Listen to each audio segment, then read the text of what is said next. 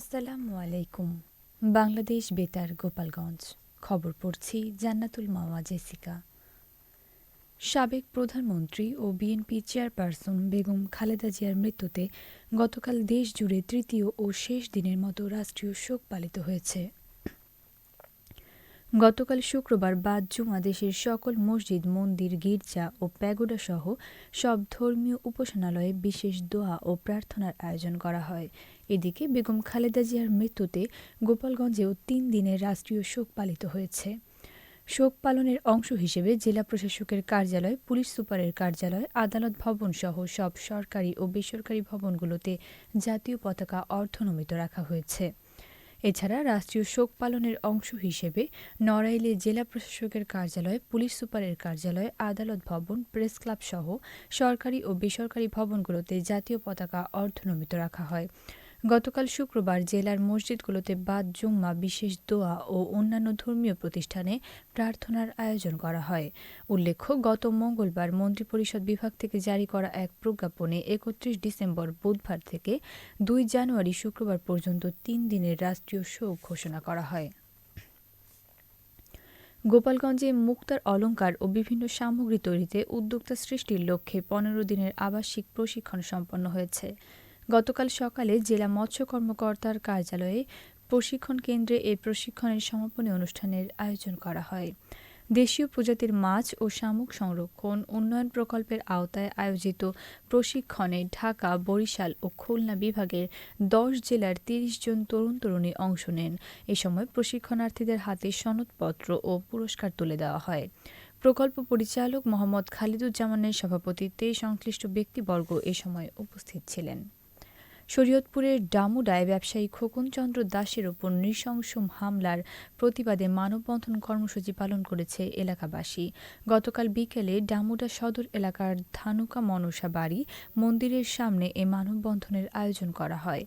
মানববন্ধন থেকে দোষীদের দ্রুত গ্রেপ্তার ও দৃষ্টান্তমূলক শাস্তির দাবি জানানো হয়। গুরুতর আহত খোকন চন্দ্র দাস বর্তমানে ঢাকা মেডিকেল কলেজ হাসপাতালে চিকিৎসাধীন।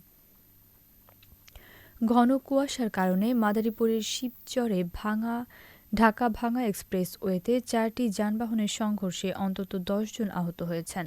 গতকাল সকাল ৭টার দিকে বান্দরখোলা এলাকায় দুর্ঘটনাটি ঘটে।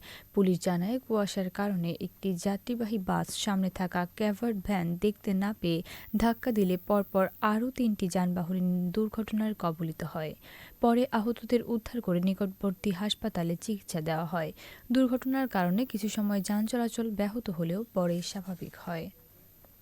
গোপালগঞ্জের কাশিয়ানীতে ব্যবসায়ী মোখলেস মোল্লা হত্যা মামলার এক আসামিকে গ্রেপ্তার করেছে র‍্যাব-৬। গতকাল সন্ধ্যায় কাশিয়ানীর গোপালপুর বাজার এলাকা থেকে বুলবুল শেখ নামের ওই আসামিকে গ্রেপ্তার করা হয়। র‍্যাব জানায়, পূর্ব শত্রুতার জেরে গত ৩১ ডিসেম্বর মোখলেস মোল্লাকে কুপিয়ে হত্যা করা হয়। এ ঘটনায় কাশিয়ানী থানায় হত্যা মামলা দায়ের করা হলে অভিযানে নামে র‍্যাব। গ্রেপ্তারকৃত আসামিকে পরবর্তী আইনগত ব্যবস্থার জন্য কাশিয়ানী থানায় হস্তান্তর করা হয়েছে। ঘন কুয়াশার কারণে শরীয়তপুর চাঁদপুর নৌপথে ফেরি চলাচল বন্ধ রয়েছে।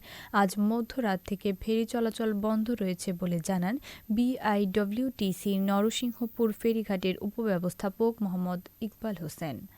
বিআইডব্লিউটিসি সূত্র জানায়, এ রুটে ৬টি ফেরি চলাচল করে, তবে ফেরিগুলোতে ফগ লাইট না থাকায় দুর্ঘটনা এড়াতে ফেরি চলাচল বন্ধ রাখা হয়েছে।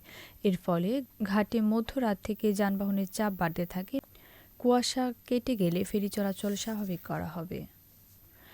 গোপালগঞ্জের সূর্যের মুখ দেখা দিলেও শীতের তীব্রতা কমেনি। হিমশীতল বাতাস এবং মাঝারি কুয়াশার কারণে শীতের তীব্রতা অব্যাহত রয়েছে। এ কারণে জনজীবন বিপর্যস্ত হয়ে পড়েছে। কৃষকরা মাঠে কাজ করতে পারছেন না, রাস্তায় মানুষের উপস্থিতি একেবারে কম। কর্মজীবীরা রাস্তায় বের হলেও সাধারণ মানুষ তেমন বের হচ্ছেন না। খেটে খাওয়া শ্রমজীবী মানুষের কষ্ট বেড়েই চলেছে। রিকশা, ভ্যান, ইজিবাইক চালকরা রাস্তায় বের হলেও যাত্রী কম হওয়ায় রোজগার কমে গেছে। জেলা আবহাওয়া অফিসের ভারপ্রাপ্ত কর্মকর্তা আবু সুফিয়ান জানিয়েছেন, গোপালগঞ্জের সর্বনিম্ন তাপমাত্রা রেকর্ড হয়েছে ১০.৪ ডিগ্রি সেলসিয়াস। সকাল ৬টায় বাতাসে আর্দ্রতা ৯৫%। ঘন কুয়াশা রয়েছে, দৃষ্টিসীমা ২০০ মিটার। তাপমাত্রা গতকালের তুলনায় কিছুটা বেড়ে মৃদু শৈত্যপ্রবাহ অবস্থা প্রশমিত হয়েছে। কুয়াশা দিনের মধ্যভাগ পর্যন্ত থাকতে পারে। ঘন কুয়াশা ও উত্তরের হালকা হিমেল হাওয়ার কারণে শীতের অনুভূতির তীব্রতা রয়েছে। সবশেষে আবহাওয়া।